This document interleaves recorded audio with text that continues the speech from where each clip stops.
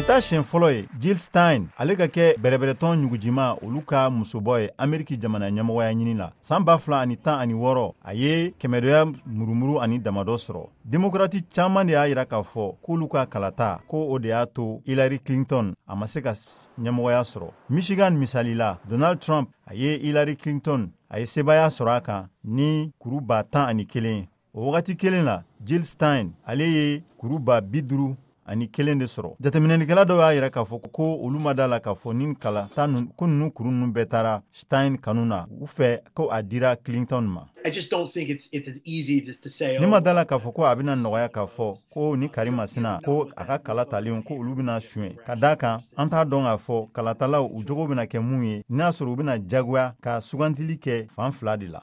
Ni ko kelen ɲɔgɔnna o de kɛra san 2000 wagati la wagati min na ni bɛrɛbɛrɛtɔn ɲugujima Ralph Nader ale ye kuru 100,000 ɲɔgɔnna sɔrɔ Floride. George Bush ale ye sebaya sɔrɔ Al Gore kan ni kuru 537 dɔrɔn ye. The problem with this whole formula is when you have a highly contested election.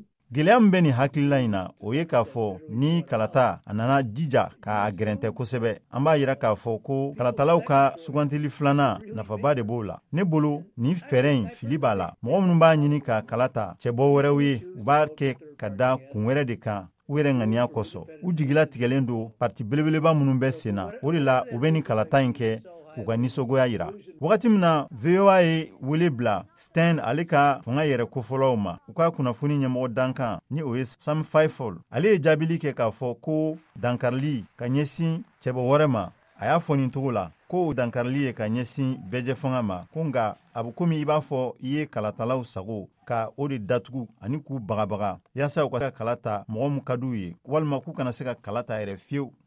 Duguw la i n'a fɔ Michigan yɔrɔ min na ni silamɛw ka ca ye kosɛbɛ Ameriki bɛrɛbɛrɛtɔn a bɛ sɔn ka fangaba sɔrɔ ye. Ka d'a kan silamɛ minnu bɛ yen olu kɔni haminako ye Gaza u diminen don Ameriki famayaso Maison Blanche ale ka kɔkɔrɔma dɔli la ka ɲɛsin bani Sirɛla ma. Jateminɛ dɔ mun bɔra kalo tɛmɛnen cakɛda mun ni ale bɛ kuma Ameriki silamɛw olu ka cɛɲɔgɔnya kan ko silamɛ 440 Michigan u y'a yira k'a fɔ ko olu bɛna kalata Madame Stein ye. O wagati kelen na 412 olu y'a yira k'a fɔ k'u bɛ kalata Harris ye.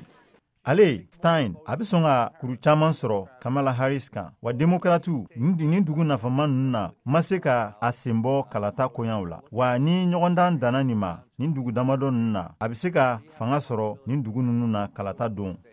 Ni sɛbɛnfura kelen y'a yira k'a fɔ ko silamɛ caman de y'a yira k'u bɛ fɛ ka kalata Madame Stein ye ka tɛmɛ Harris kan. Wisconsin, Arizona olu ye dugu ye Joe Biden ni ale ye sebaya fitinin sɔrɔ Donald Trump kan san 2020 wagati la. Ni kalata in kɔnɔna la sebaga a bɛ sɔn ka surunya yaasa ka se k'a sugandi. Bɛrɛbɛrɛtɔn ɲugujimaw ka kalatalaw olu bɛ sɔn ka danfara kɛ. Modibo Dambele, Maxime Adams tɔgɔ la, VOA News, Washington.